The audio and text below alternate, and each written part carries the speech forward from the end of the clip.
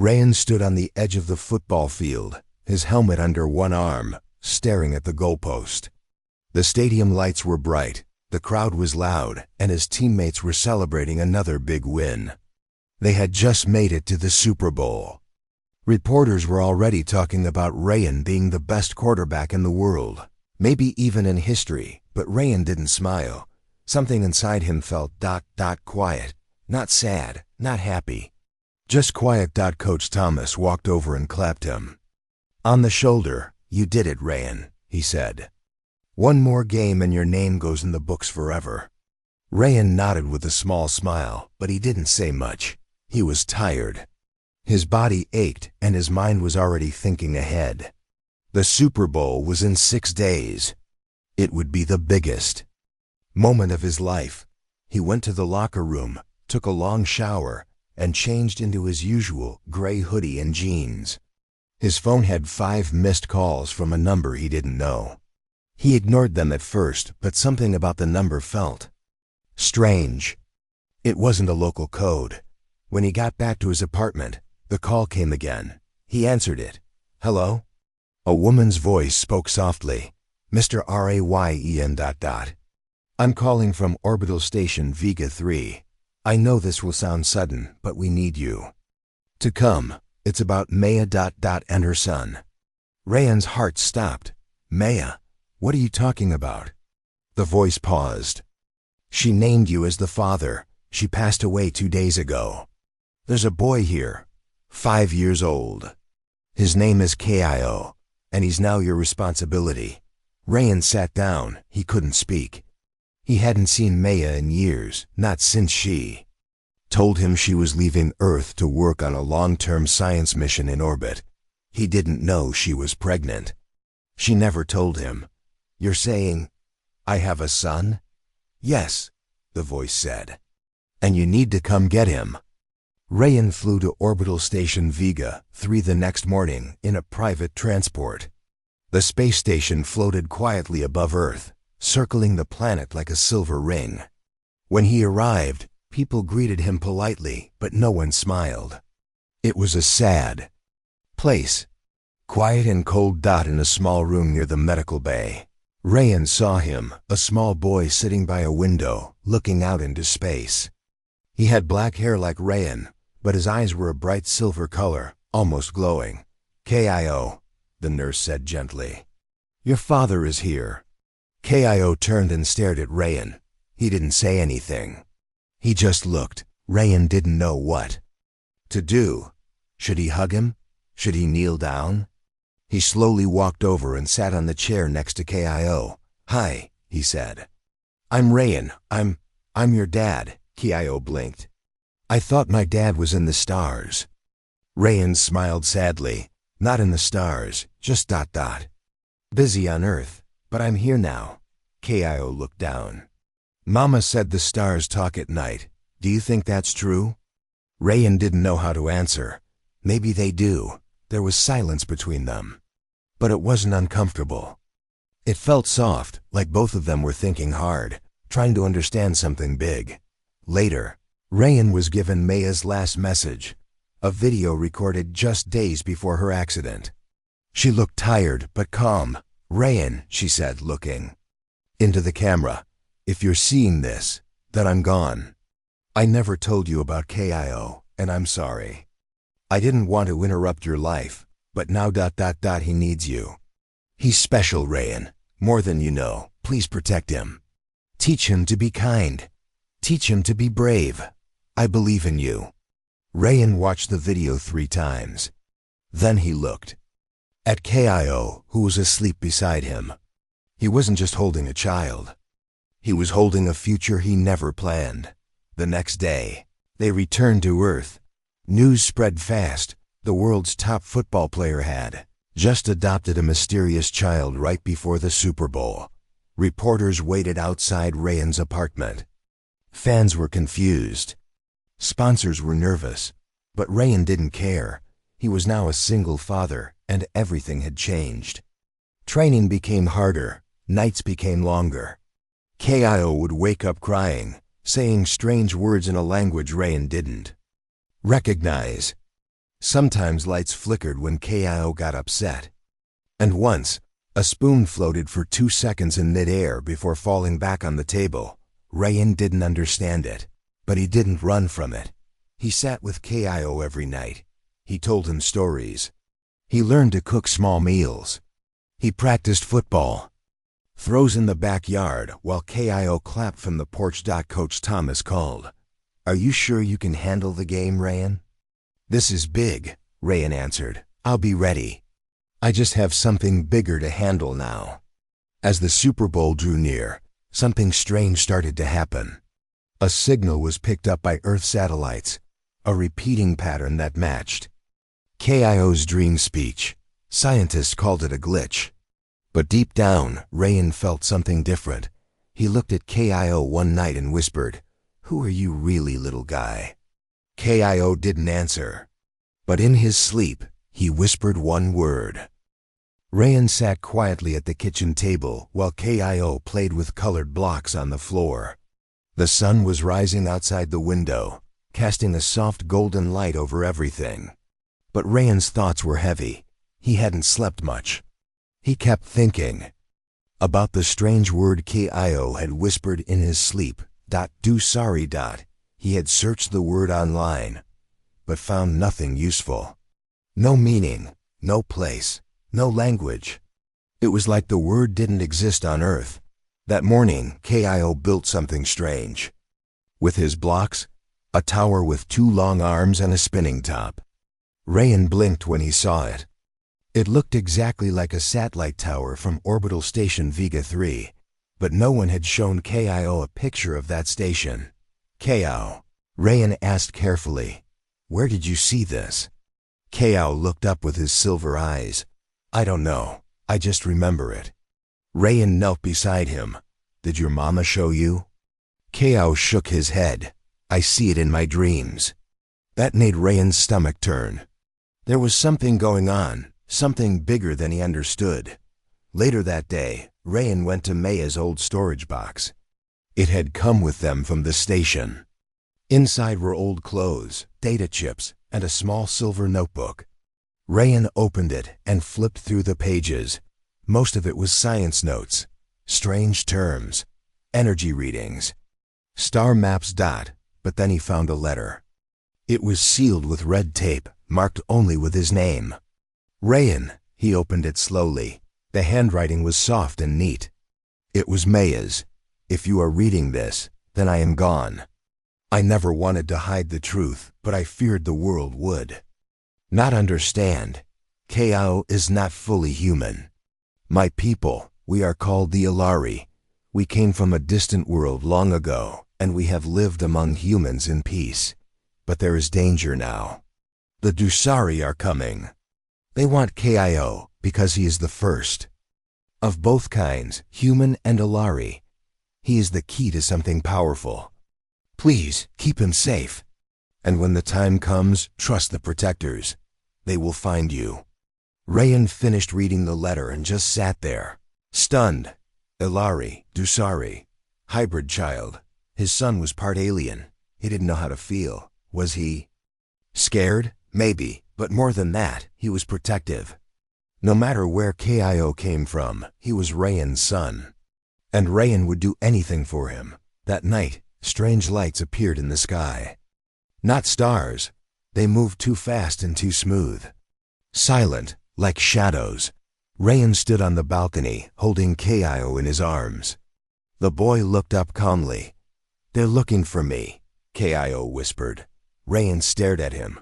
"Who is?" KIO's small voice replied, "The ones who took Mama."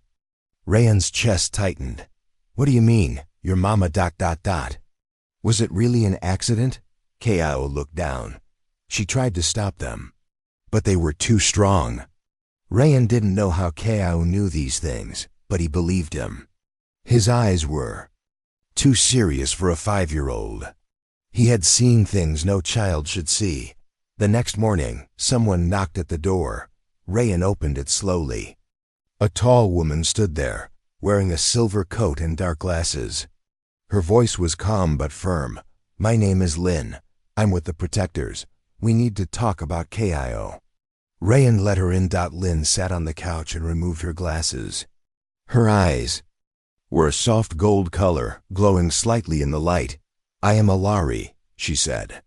Like Maya, we've watched over Earth for generations, quietly, peacefully. But now, the Dusari are coming.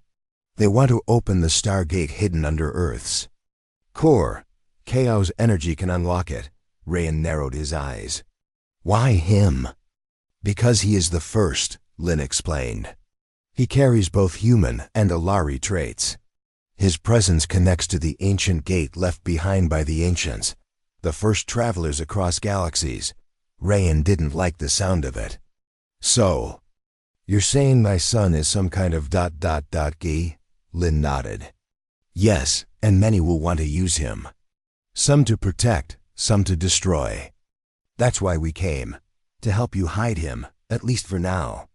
Ko peeked out from behind the kitchen wall. Lynn smiled warmly at him. I knew your mother, she said gently. She was very brave. Ko didn't speak, but he came forward slowly and sat beside Rayan. That evening, Lynn showed Rayan how to protect the apartment with a shield, a small device that projected a signal to hide Ko's energy. She also gave Rayan a small disc that worked like a panic button. If they come, she said, press this. We'll come fast. Rayan took the disc and nodded. Later, when Ko had fallen asleep, Rayan and Lynn sat outside under the stars. He's just a kid, Rayan said softly. Why him? Why now? Lynn looked at the sky. Because sometimes, the smallest light is the one that saves the world. Rayan looked at Ko's sleeping face through the window. He didn't care if his son was part alien. He didn't care about ancient gates or galaxy wars. All he knew was this: Ko was his son, and nothing would take him away. 3 days were left before the Super Bowl, and Rayan's life felt like it was spinning faster than a football in flight.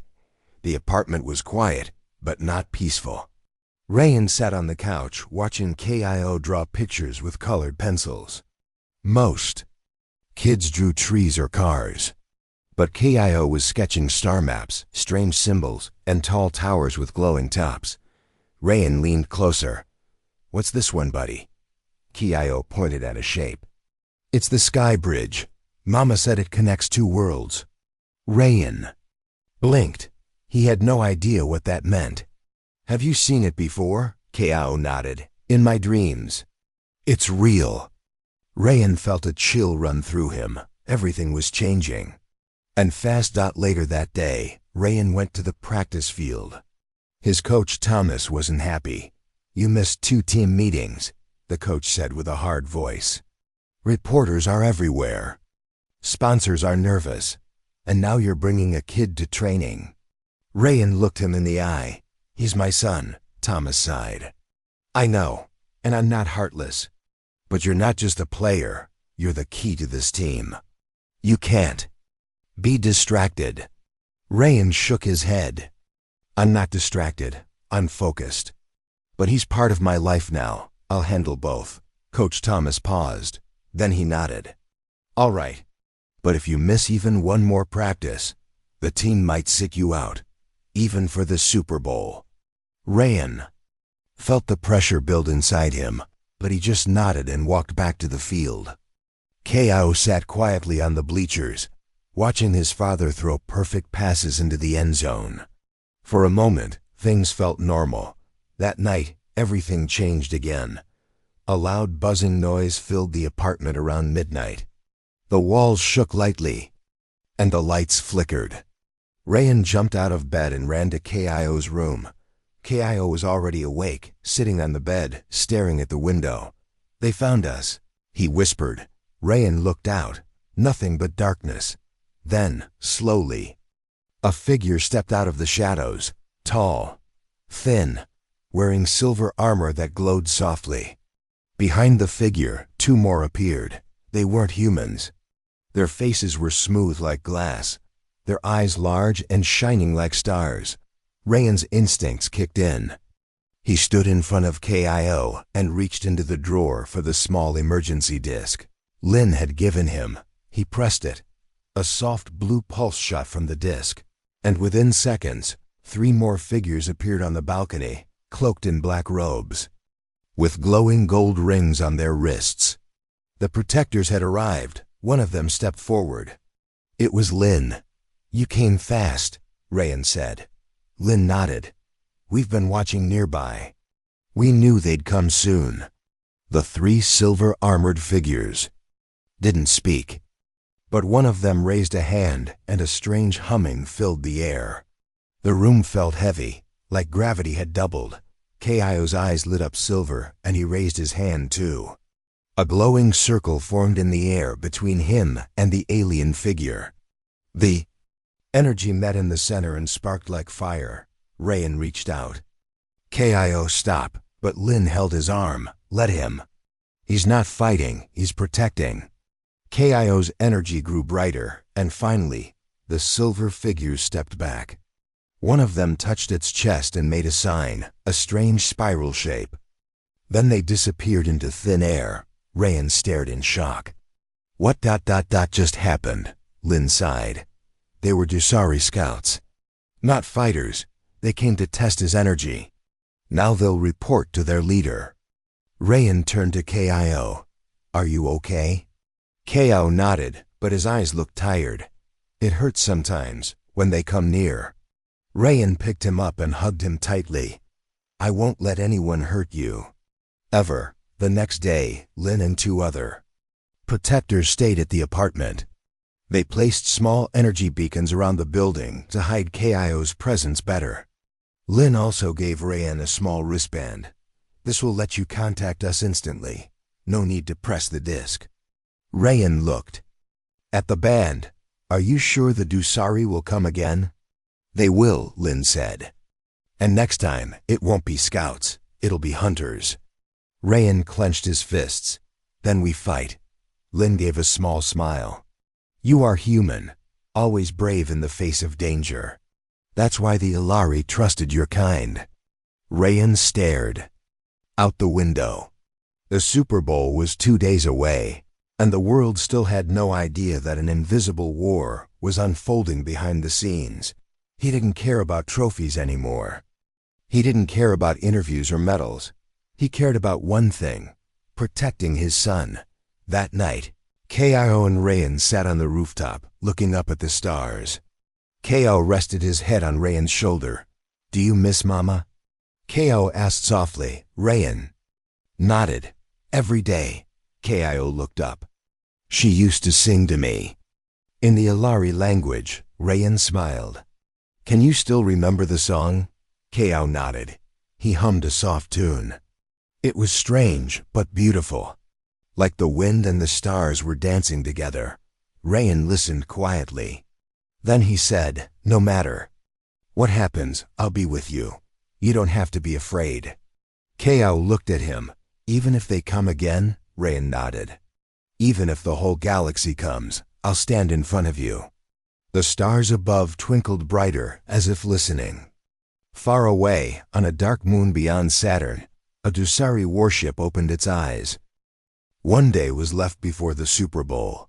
Rayan stood on the practice field, the stadium around him echoing with cheers and whistles.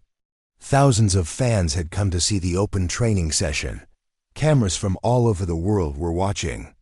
Reporters from 10 countries waited for interviews. Drones floated above, capturing every move. But Rayan's mind wasn't on football. He kept looking at the stands, where Kyo sat between 2 protectors. Lynn had dressed like a regular woman, dark coat, sunglasses and a quiet smile. But under her calm look, she was alert, watching for danger. Rayan threw a perfect pass to his teammate, then jogged back, sweat on his face. Coach Thomas gave him a nod of approval, but his eyes were full of concern. "You all right, Rayan?" he asked quietly. "You've been quiet, focused, but not happy." Rayan looked at the coach. "I'm doing my best. That's all I can give right now." The coach placed a hand on his shoulder. "You're not just a player anymore. You're a father now. That changes everything." Rayan gave a small nod. "It really does." That night, News channels played clips of Ryan's training. Headlines filled every screen. Ryan returns with new fire. Football star becomes father days before Super Bowl. Who is the mysterious child beside Ryan? People talked about KIO. Some thought he was adopted. Some thought it was a charity act. No one knew the truth. And that's how Ryan wanted it, but not everyone watching was human. Across the galaxy, in space stations, starships, and hidden bases, other species tuned in. Earth's Super Bowl was more than just a game now. It was a signal. A strange energy had been felt by watchers in space. That energy came from KIO. One screen in a control room on the Dusari warship showed Ryan throwing a football. Another screen showed KIO's face from the stadium. A deep voice spoke, cold and sharp. The hybrid child walks in the open. Earth has no idea what it holds. A smaller figure bowed. Shall we send the hunters, Lord Tregan? The voice answered. Not yet. We wait for the moment when the world is too loud to notice. During their great match, we strike. Back on Earth, Ryan took KIO to a quiet park outside the city. The sun was setting. Trees swayed gently, and the wind was soft. KIO looked up. You're playing tomorrow, right? Ryan smiled. Yes, will I be there too? Ryan nodded. Right in the front row. KIO looked down. What if they come? Ryan knelt beside him. Then I'll fight. I'll protect you, just like I promised. KIO hesitated. I don't want anyone to get hurt. Ryan paused. Neither do but sometimes we have to stand up when it matters. KIO placed his small hand on Ryan's. Then I'll be brave like you. Later that night, Lynn met Ryan on the rooftop of the apartment. The city lights sparkled below them. I need to tell you something, Lynn said. There's something inside the stadium. Something old, something powerful. Ryan frowned. What do you mean? There's a hidden chamber deep beneath the Super Bowl field. It was built long ago by the ancients, a place connected to the Stargate. Ryan's eyes widened. You mean the gate the Dusari want? Lynn nodded. Yes, they will. Come during the game.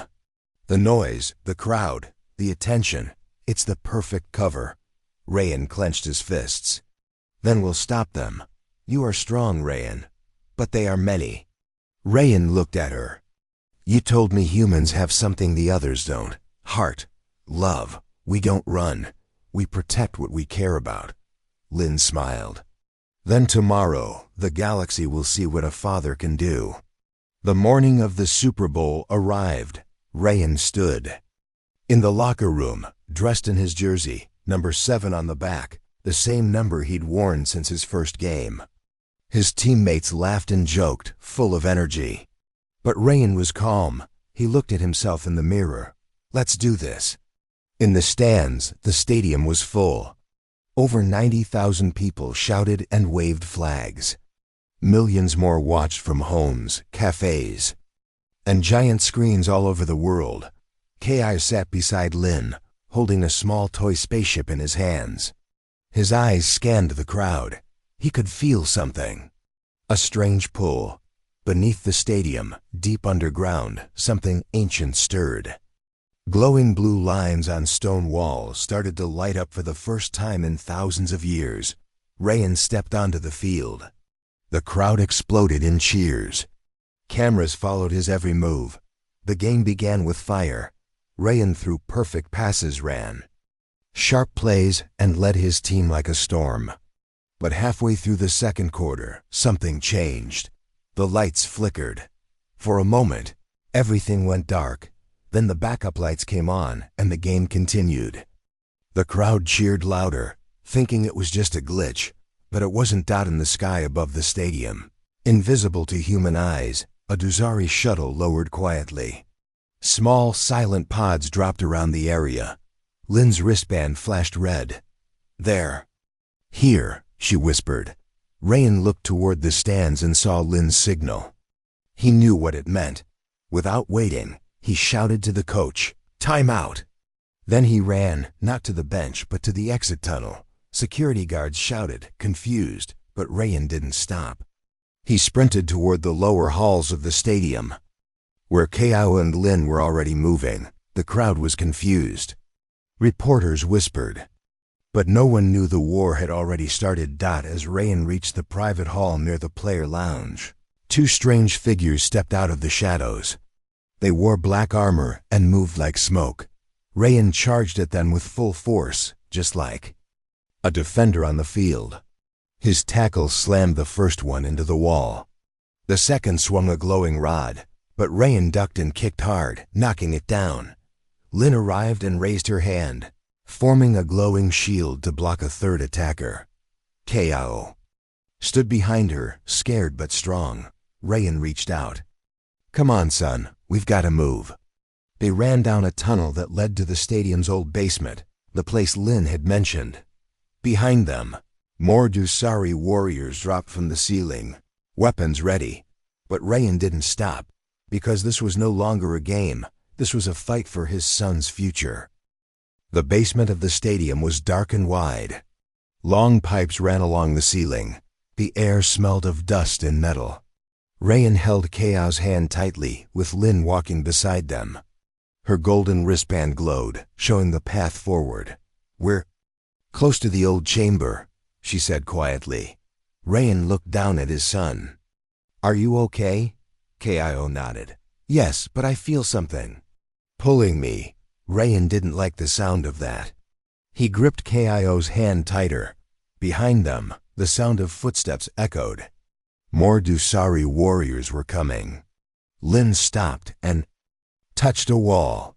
A round doorway opened, smooth, silver, and shining with blue symbols. "This is it," she said. The chamber built by the ancients. They stepped inside. The room was huge. The walls glowed with lines and shapes Rayan didn't understand. In the center, there was a tall platform with a star-shaped ring above it. It was not made of earth metal. It shimmered like glass but felt alive. Kao slowly walked toward it. The ring glowed brighter with each step he took. Rayan moved forward. "Wait, Kao, don't touch anything." But Lin stopped him. "It's calling him. This is the Stargate. It only responds to Alari blood. But with Kao's human side, he can control it better than anyone ever could." Kao reached the center and placed his small hand on the ring.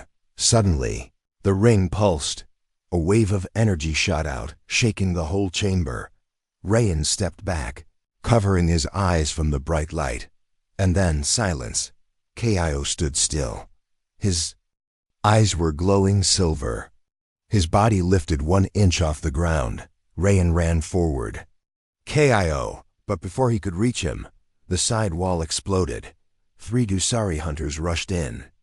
One of them fired a blast toward Lin. She blocked it, but was pushed back. Another Dusari leapt at Rayan. He ducked and punched the creature hard. But the third one moved fast. Too fast. It wrapped long dark arms around Kao and pressed a device to his back. There was a sharp flash. And in an instant, Kao disappeared. "No!" Rayan shouted, "Kao!" He charged toward the Dusari, but they vanished just as quickly, as if they had stepped into thin air. Lin groaned as she stood. They used a short jump portal. "It's not far, maybe underground or in their ship." Above, Rayan looked at the empty platform. His son was gone. His heart pounded with pain, but his voice stayed calm. "Then we find him, now." Lin led Rayan back through the tunnels while contacting her team. "The signal is weak," she said. "They're blocking Kao's energy, but I have an idea." She opened a hidden locker behind a wall and took out 2 small devices. "Stealth suits," she explained. "These will make us invisible to most scanners." Rayan didn't wait. He put one on. "Where do we go?" he asked. "Under the stadium," Lin replied. "There's a secret access tunnel the Dusari used. It connects to a hidden hangar." Rayan nodded. "Let's move." The tunnel was narrow, damp, and dark. Pipes hissed around them. The further they went, the colder it became. Rayan's fists were tight. His mind showed him pictures of KIO. Scared, trapped, alone, but he pushed those thoughts away. He had to stay strong. For his son, they reached a metal door. Lynn used her bracelet to unlock it. Behind the door was a large room, filled with alien tech. A Dusari shuttle stood in the center. Strange lights blinked on the walls. And in the corner, inside a glowing cage, was KIO.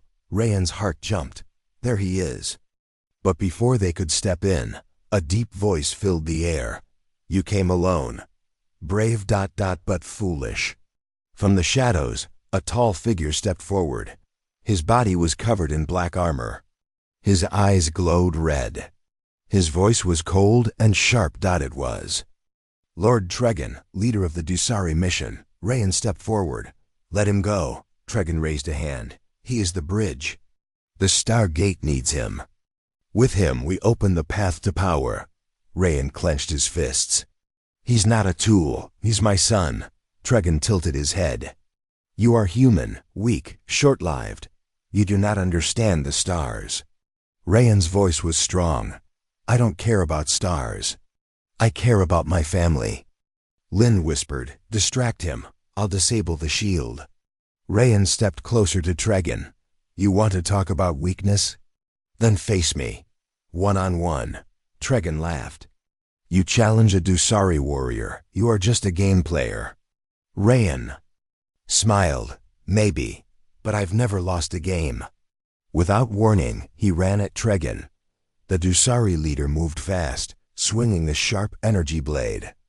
Rayan ducked, rolled, and grabbed a metal pipe from the ground. He blocked the next swing and pushed forward. Lynn worked on the controls. The cage flickered. Tregan growled and slammed Rayan back with a powerful hit. Rayan fell, gasping, but didn't stop. He jumped up again. I'm not giving up. He shouted. Lynn finished the override. The cage disappeared. KIO, run to me. She shouted. KIO ran. Lynn caught him and activated her shield. Tregan turned, furious. Rayan tackled him from behind. Now, Lynn. He shouted. She pressed the teleport. Beacon, a flash of blue light, and all three of them vanished, just as Tregan roared in anger. They reappeared near the stadium roof. KIO clung to Rayan, shaking. I was so scared, he whispered. Rayan hugged him tight. It's okay now, I've got you. Lynn checked her scanner. We have to go. The game is about to start, and the world is waiting. Rayan looked at his son. Then he smiled. Let's give them a game they'll never forget. The Super Bowl had started. The crowd roared like thunder. Cameras flashed. Commentators shouted with excitement. It was the biggest event of the year. The world was watching. But Rayan was not in the stadium tunnel yet. He stood in a locker room, breathing hard. His body was bruised from the fight with the Dusari, but his heart was strong. KIO sat next to him, wrapped in a warm coat, holding a small water bottle. Lynn stood near the door, checking the skies through a tablet screen. They're circling. Above, she said. The Dusari will come again. This time, they won't hide. Rayan nodded. Then we'll finish it. He looked at KIO. Are you sure you're okay? KIO smiled faintly. I'm not afraid anymore. You were there. You saved me. Rayan knelt in front of him. And I always will. But today, I also have to play this game. People are counting on me. I don't want to let them down. KIO nodded. I'll watch from the safe zone. Rayan stood up, took one deep breath, and walked toward the field. As Rayan entered the stadium, the crowd erupted in cheers. He raised his arm and jogged to the sideline. His teammates clapped his back. The coach whispered, "Where were you?" Rayan only smiled. Took care of. Something important. The kickoff began. The game was fast, intense, and full of energy. Rayan's passes were sharp, his movements quick. But in the sky above, far beyond human eyes, the real danger was coming. Inside the clouds, a Dusari warship uncloaked, Lord Tregan stood at the control panel. "Begin the descent. Drop the harvesters. The gate will open tonight." Hundreds of dark pods fell silently toward the earth, blending with the stadium lights and fireworks. No one below noticed, except Lynn. Her wristband beeped. "They're coming now," she whispered to herself. She turned to KIO, who sat inside a special energy dome built behind the stadium. The dome kept his signal hidden, but it wouldn't hold if the Dusari arrived in large numbers. KIO stood up. "I feel them." His eyes glowed lightly. "They want the gate," he said softly. Back on the field, Rayan looked up. The air shifted. The crowd cheered louder, but he could feel it. Something was wrong. He rushed to the sideline where Lynn appeared suddenly and pulled him close. "They've landed." "Where's KIO?" Rayan asked. "Safe for now, but not for long." Rayan turned toward the center of the field. "Then we finish this. Right here." Suddenly, a massive vibration shook the ground. The lights flickered. Fans gasped. Commentators fell silent. Then, from beneath the field, the Stargate activated. A blue light blasted through the center of the stadium. The crowd screamed. Some ran. Others froze. The gate stood tall, glowing like a rising moon. And from it, the Dusari came, tall warriors in black armor, floating down from the sky. The world watched, confused, thinking it was a stunt. Rayan ran to the middle of the field. "I'm here," he shouted. "Leave the others alone." Tregan landed across from him, glowing blade in hand. "This ends tonight," the alien leader sighed. "Yes," Rayan answered, "it does." The battle began. Rayan dodged the first strike and tackled a Dusari soldier with all his strength. Lynn joined him, blasting energy from her hands. More protectors arrived through hidden doors, wearing armor and wielding bright weapons. The crowd started to understand. This was real. Not a show, not a trick. Panic grew. Rayan shouted, "Get them out! Clear the field!" Security guards helped lead fans away. But the battle raged on. Teo watched from the dome. His heart raced. "They're hurting him," he whispered. "They're trying to take everything." He stepped forward. The shield flickered. "Wait," one protector shouted. "It's not safe." But KIO's eyes turned bright silver. A soft wind blew around him.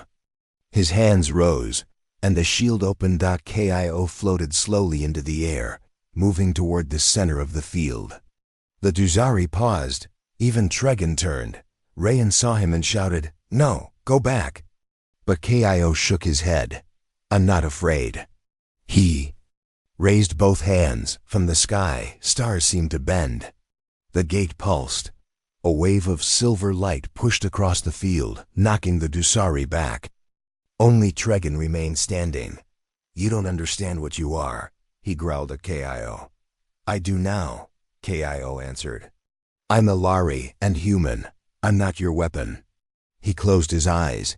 The gate behind him cracked, not broken, but sealed. Its power went dark.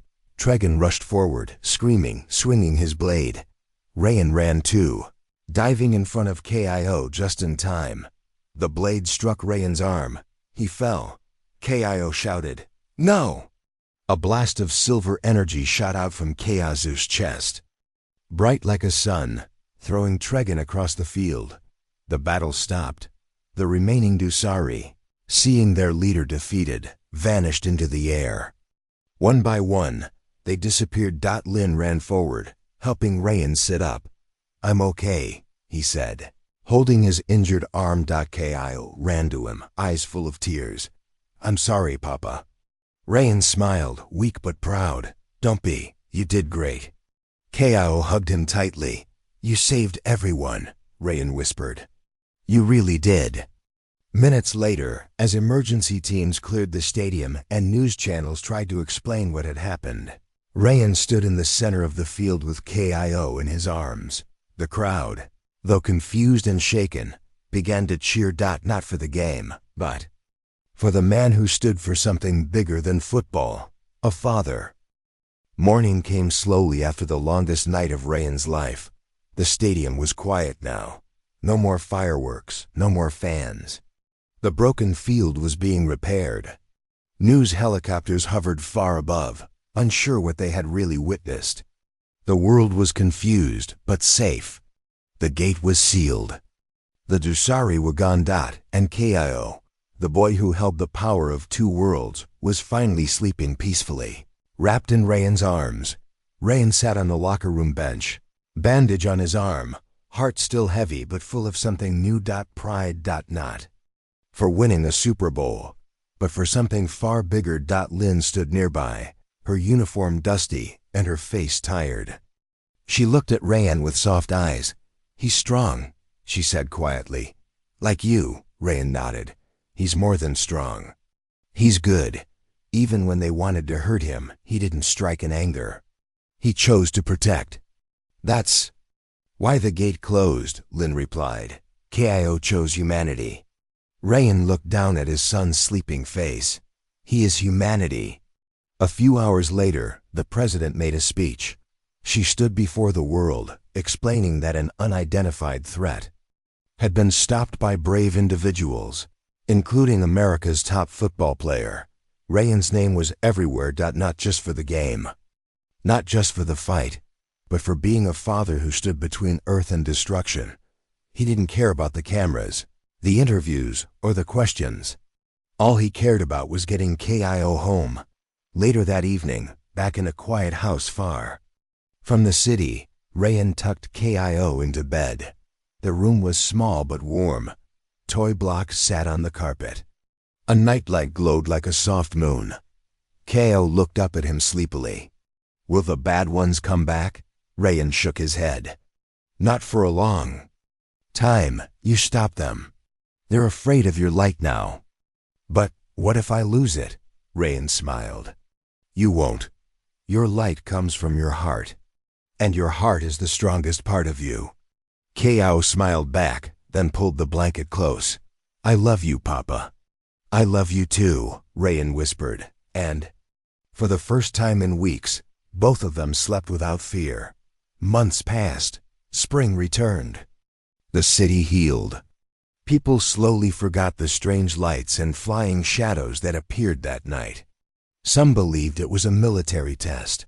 Others thought it was an alien prank. Most just moved on with life. But Ryan never forgot. He trained again. Played again. But he no longer played just for trophies or fame. He played to show the world that strength wasn't just about power. It was about protection, sacrifice, and heart. Fans loved him more than ever. But the best part of every day wasn't the game. It was walking Kio to school in the morning. As they walked through the park, Kio looked up and asked, "Will I always be different?" Ryan knelt beside him. "Everyone is different. That's what makes us human. But I'm also something else." Ryan placed his hand on Kio's chest. "You're both. That's your gift. You can help both worlds. But right now, you only have one job." Kio tilted his head. "What job?" Ryan smiled. "Be a kid," Kio laughed. "That's easy." They walked on, hand in hand. Far above Earth, in the deep silence of space, the Dusari ship floated in darkness. Lord Tregan sat alone, his armor damaged, his pride shattered. One of his officers approached. "Do we attack again?" Tregan stared at a glowing star map. "No," he said coldly. "The boy made his choice. He belongs to them now." He closed the map and looked out at the stars. "But one day, others will rise, others with light in their blood." The officer asked, "And what will you do then?" Tregan narrowed his eyes. "Wait, watch, and be ready." Back on Earth, Lynn met with the Council of Protectors. The council was made of wise leaders from many planets who watched over the galaxy. They spoke softly. "The boy is safe?" "Yes," Lynn replied. "And the father?" "Watches over him with the heart of a lion." They all nodded. "The Earth is not what it once was. It has changed," Lynn smiled. "Humans have always been stronger than they seem. But now the galaxy knows it too."